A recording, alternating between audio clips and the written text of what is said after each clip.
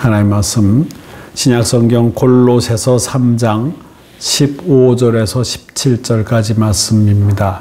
신약성경 327면 되겠습니다. 골로새서 3장 15절부터 봉독합니다.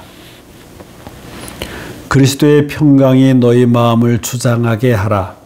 너희는 평강을 위하여 한 몸으로 부르심을 받았나니 너희는 또한 감사하는 자가 되라. 그리스도의 말씀이 너희 속에 풍성히 거하여 모든 지혜로 피차 가르치며 권면하고 시와 찬송과 신령한 노래를 부르며 감사하는 마음으로 하나님을 찬양하고 또 무엇을 하든지 말에나 일에나 다 주 예수의 이름으로 하고 그를 힘입어 하나님 아버지께 감사하라. 아멘. 이생진 시인의 아내와 나 사이라고 하는 시의 일부입니다. 아내는 76이고 나는 80입니다. 지금은 아침 저녁으로 어깨를 나란히 하고 걸어가지만 속으로 다투기도 많이 다툰 사이입니다. 요즘은 망각을 경쟁하듯 합니다. 나는 창문을 열러 갔다가 창문 앞에 우두커니 서 있고 아내는 냉장고 문을 열고서 우두커니 서 있습니다. 누구 기억이 일찍 돌아오나 기다리는 것입니다.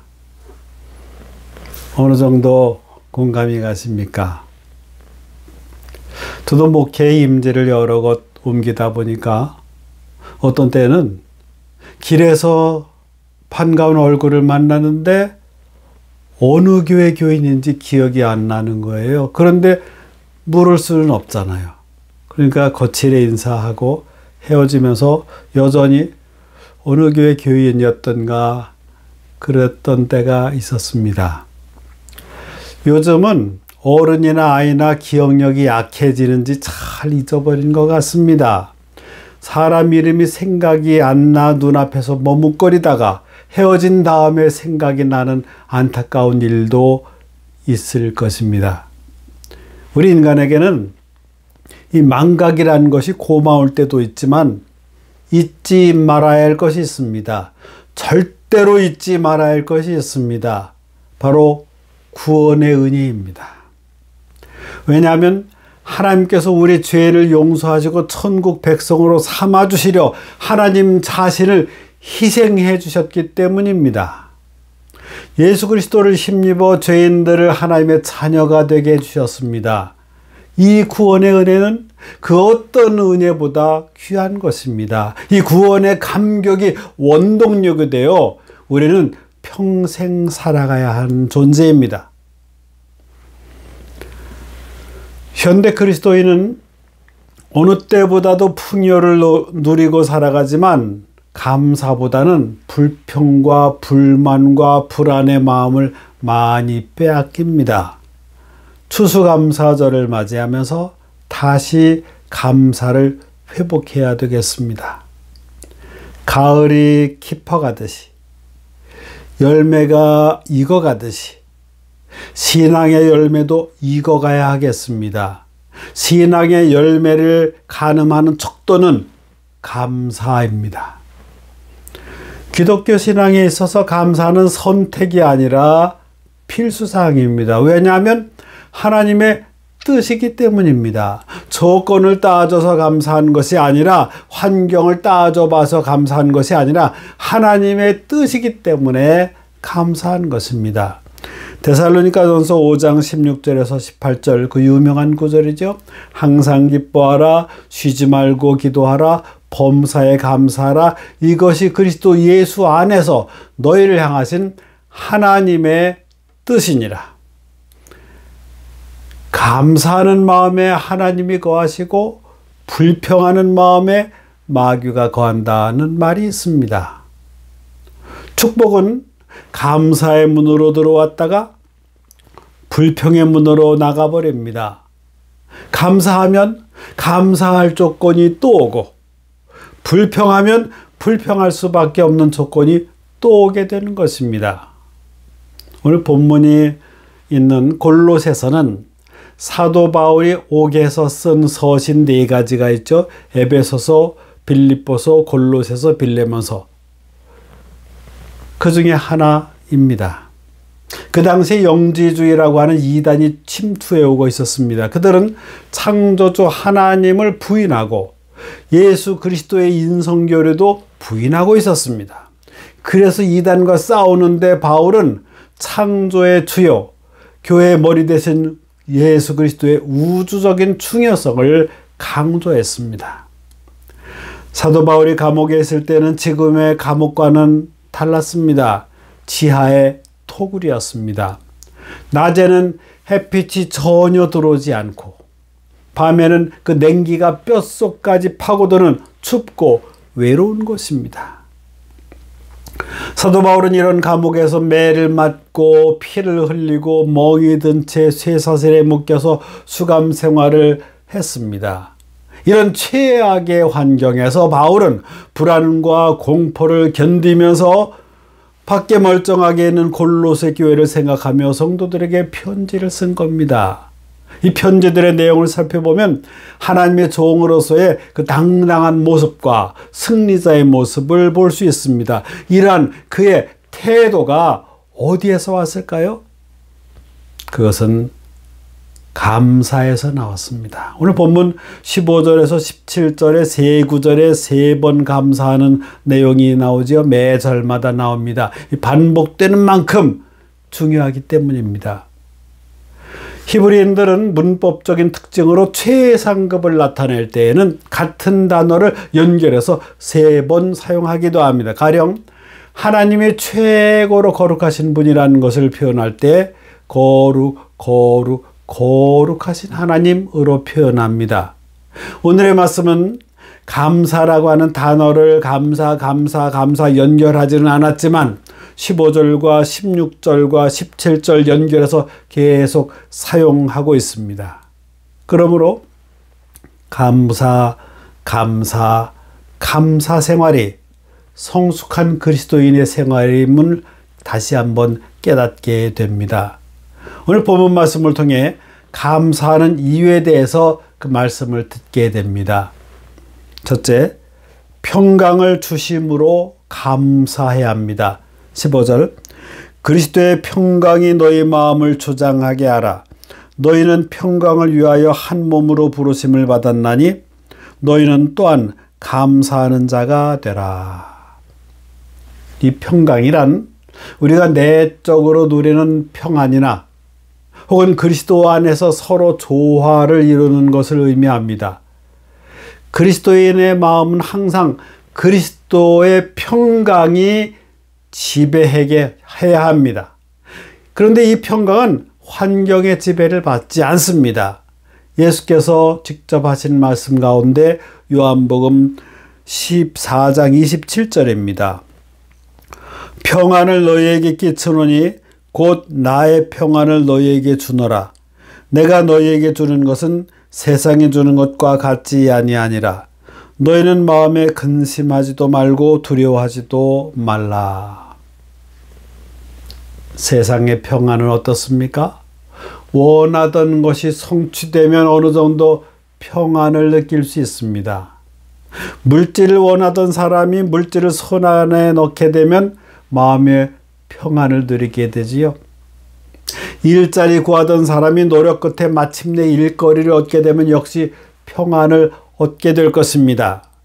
나름대로 어떤 목표하는 성공을 위해서 노력하다가 성공했다고 생각되면 역시 마음의 평안을 누리게 될 것입니다. 그런데 세상의 것들은 잠시의 평안을 누릴지 몰라도 그 다음엔 오히려 불안해집니다. 물질을 얻었다고 해도 만족함이 없습니다. 얼마 있으면 또 없어지게 됩니다. 또 누가 훔쳐갈까 봐 불안해하기도 합니다. 일자리를 얻었다고 해도 나중에 하루아침에 실직하게 될지 모릅니다. 요즘은 사람들이 윗자리에 안 올라가려고 합니다. 잘못하면 또 잘리니까. 그것보다는 안전하게 오래도록 퇴직까지 하기를 원하는 마음이 직장인들의 요즘 마음인 것 같습니다. 성공의 위치가 그대로 유지된 것이 아니라 누군가에 의해서 또 계속 위협받고 도전받게 됩니다. 그래서 정상에 오르기도 힘들지만 그 오른 정상을 유지하는 것은 더욱 힘이 듭니다. 이렇게 세상적인 평강, 평안, 평화, 행복 이런 요소들은 일시적인 것들입니다. 오래 지속되지는 못합니다. 그리고 그런 것들은 환경이 변화되면 역시 변하게 되어 있습니다. 그러나 그리스도께서 주시는 평안은 일시적인 것이 아니라 근본적인 것이고 가변적인 것이 아니라 불변한 것입니다. 환경에 영향을 받는 것이 아니라 오히려 환경을 변화시켜 나가는 흔들리지 않는 영원한 평안입니다. 감사하는 마음은 주님의 평강이 나타날 때 우리 마음속에 생기는 현상입니다.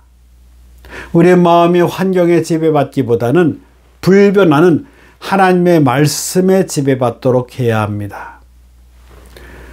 우리의 마음이 감정에 지배받기보다는 성령의 지배를 받도록 해야 합니다. 그래서 주님이 주시는 평강으로 하나님의 은혜에 늘 감사하는 신앙인이 되어야 하겠습니다. 둘째, 풍성한 말씀을 인하여 감사해야 합니다. 16절, 그리스도의 말씀이 너희 속에 풍성히 거하여 모든 지혜로 피차 가르치며 권면하고 시와 찬송과 신령한 노래를 부르며 감사하는 마음으로 하나님을 찬양하고. 이 기독교는 말씀으로 시작되었습니다. 창세기의 시작부터 하나님께서 만물을 창조하실 때 말씀으로 지으셨다고 합니다. 그리고 그 말씀이 역사를 다스리시고 또 공동체를 이끌어 가시고 말씀으로 모든 것이 이루어져 가고 있습니다. 성경책은 하나님의 살아계신 말씀입니다. 옛적에는 직접 사람들에게 말씀하셨지만 이제는 성경을 통해서 들려주십니다. 여기에 성령께서 감동하셔서 말씀을 기억나게도 하고 깨닫게도 하시고 때로 책망도 하시고 다양하게 역사하십니다. 하나님께서는 여러 통로를 통해서 인간에게 말씀하십니다. 그런데 문제는 인간이 마음의 문을 닫고 있으면 그 음성이 들리지 않습니다. 다른 곳에 마음을 빼앗기고 있으면 그 말씀이 들려지지 않습니다. 세상 재미에 마음을 빼앗겨서 하나님의 말씀이 역사하실 여지가 없게 됩니다. 이 라디오도 이 주파수가 맞아야 제대로 들을 수 있지요. 주파수가 안 맞는다고 전파가 안 와 있는 것이 아닙니다. 전파는 눈에 안 보이지만 그물망처럼 공중에 대단히 많이 퍼져 있습니다.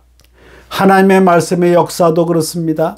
하나님의 말씀은 온 우주에 충만합니다. 풍성하게 편만해 있습니다.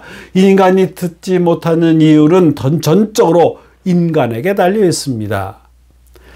하나님의 말씀에 대해 가난한 마음, 사모하는 마음이 우리에게 필요합니다.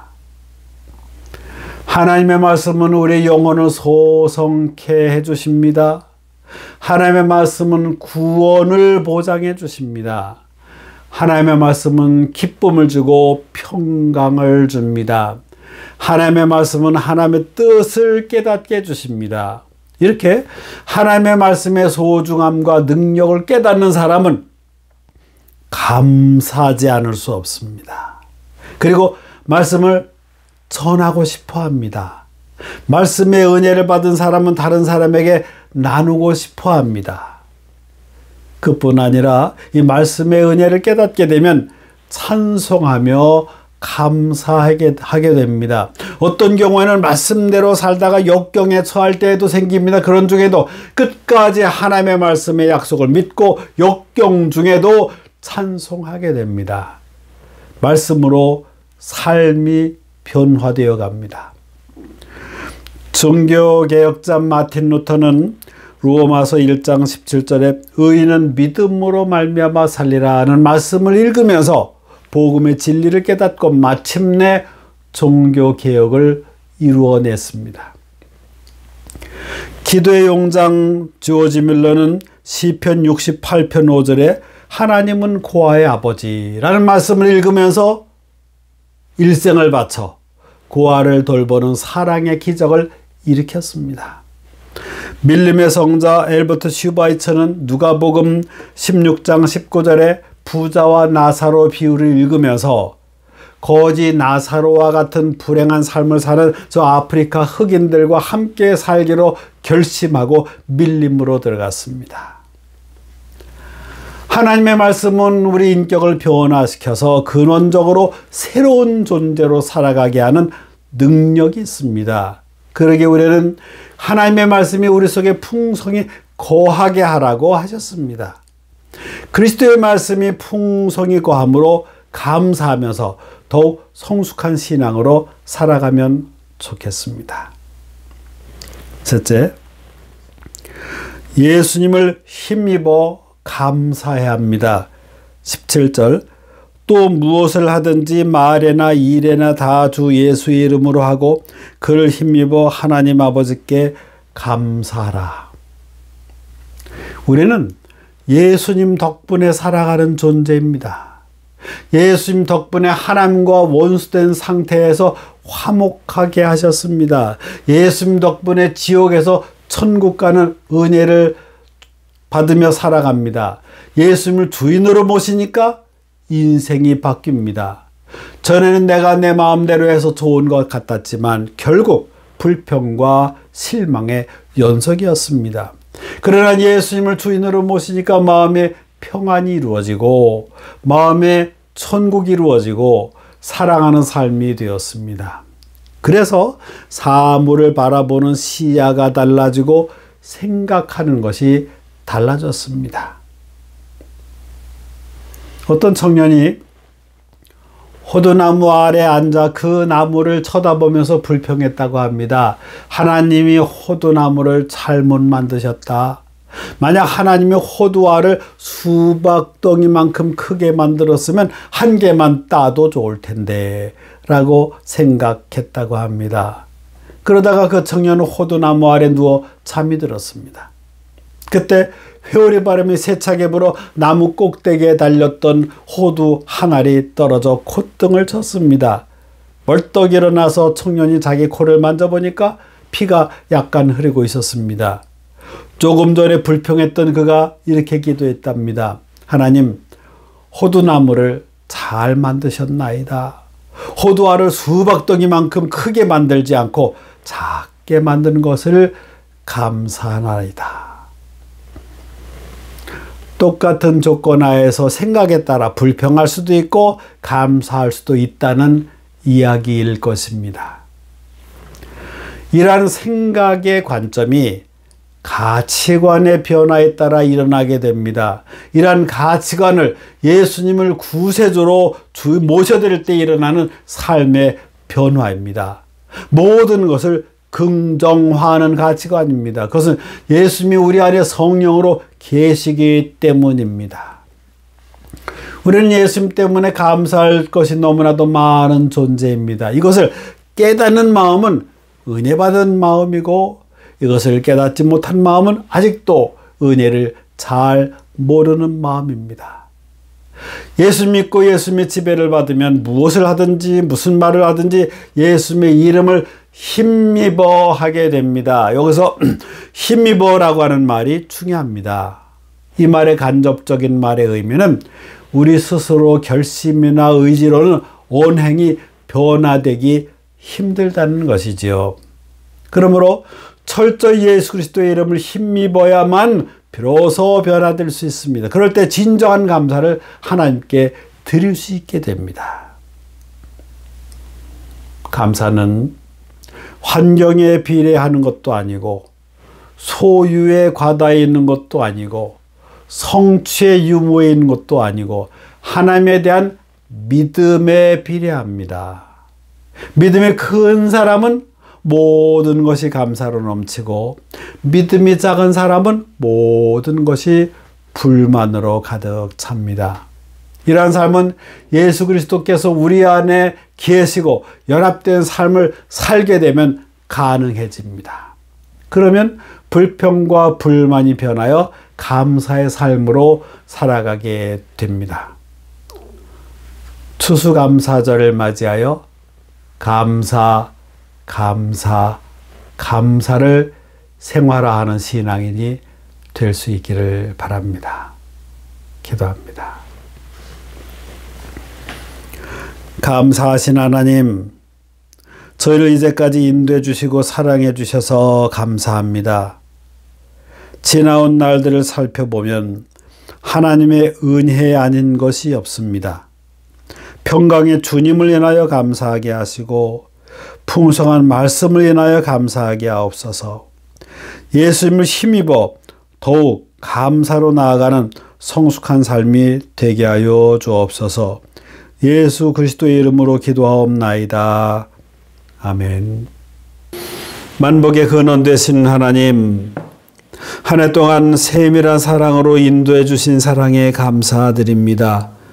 물질이 있는 곳에 마음도 있다고 하신 주님, 물질의 마음을 담고 감사를 담아 올려드립니다.